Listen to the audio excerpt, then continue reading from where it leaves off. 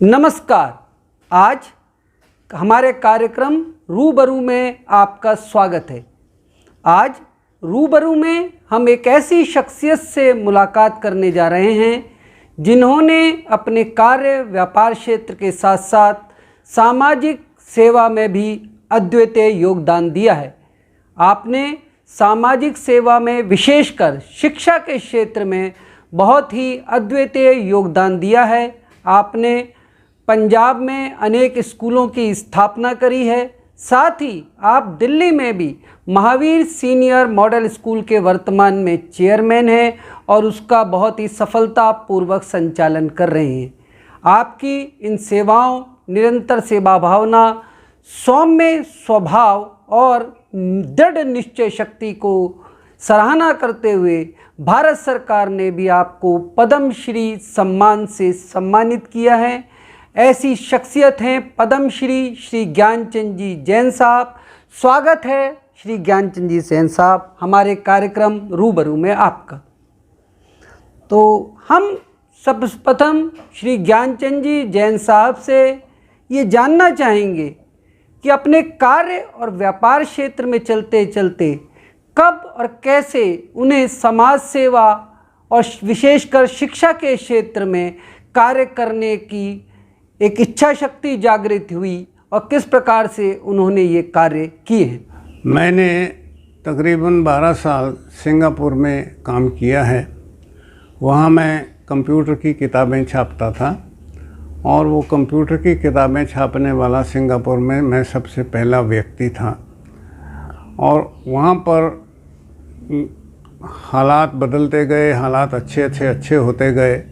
क्योंकि मैंने अपनी ग्रेजुएशन बहुत डिफ़िकल्ट सर्कमस्टांसेस में की थी, तो मेरा ये इच्छा थी कि मैं कुछ स्कूलों की स्थापना करूं जहां बच्चों को पढ़ाया जाए और कुछ गरीब बच्चों को मुफ्त पढ़ाया जाए।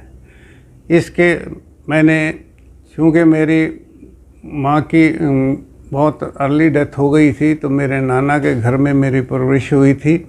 तो मैंने सबसे पहला स्कूल अपने नाना के नाम पर कालांवाली, एक छोटा सा कस्बा है हरियाणा में, उसमें बनाया। उसके बाद मेरी इच्छा जगी कि मेरे पिताजी के नाम से भी स्कूल होना चाहिए। पंजाब में एक छोटा सा कस्बा है गिद्दड़बाहा, वहाँ मैंने जगन्नाथ जैन DAV स्कूल के नाम से स्कूल बनाया और वो आज बहुत अच्छे तरीके से चल रहा है। उसके बाद मैंने पंजाब में बठिंडा में Jagannath Jain goodwill society school बनाया और वो भी आज 2000 बच्चों से ऊपर वो उसमें पढ़ते हैं।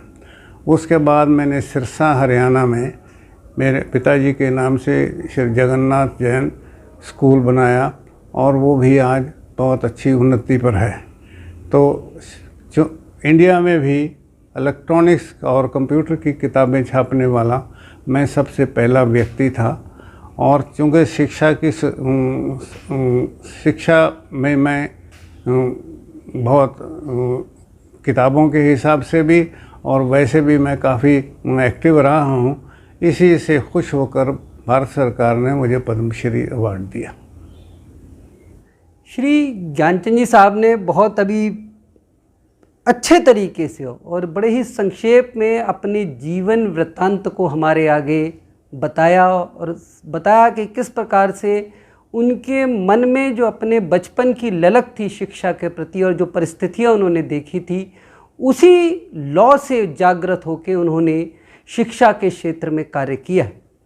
तो आपके विशद अनुभव और इस ललक को देखते हुए हम आपसे जानना चाहेंगे कि आप क्या संदेश देना चाहते हैं भारत के आज हमारे जो धनाढ्य वर्ग है, आम जन है, उनको, कि किस प्रकार से वो समाज सेवा के क्षेत्र में अपना योगदान दे सके कि जिससे एक दूसरे का हाथ पकड़ते हुए सहाकार की भावना से हमारा समस्त समाज आगे बढ़ सके। मेरा ये मानना है कि यदि आपको भगवान ने 1 रुपए की या 1 करोड़ रुपए की कोई भी शक्ति दे रखी है, तो उसमें कुछ न कुछ आपको समाज पे कुछ न गरीब वर्ग पर कुछ ना कुछ खर्च करना चाहिए, उनकी जहाँ तक हो सके मदद करनी चाहिए। चाहे आप एक छोटे बच्चे को मुस्कुराहट ही दें और या किसी गरीब को रोटी खिलाएं, ये आपके लिए जीवन में बहुत काम आएगी और आपकी बहुत सारी बाधाओं को मिटाएगी। धन्यवाद। बहुत ही सुंदर बात कही श्री ज्ञानचंद जी जैन साहब ने कि आप पे कितनी क्षमता है, आर्थिक रूप से ये महत्वपूर्ण नहीं है, आपकी इच्छा शक्ति बहुत महत्वपूर्ण है और आप समाज के उत्थान का कार्य 1 रुपये से भी कर सकते हैं।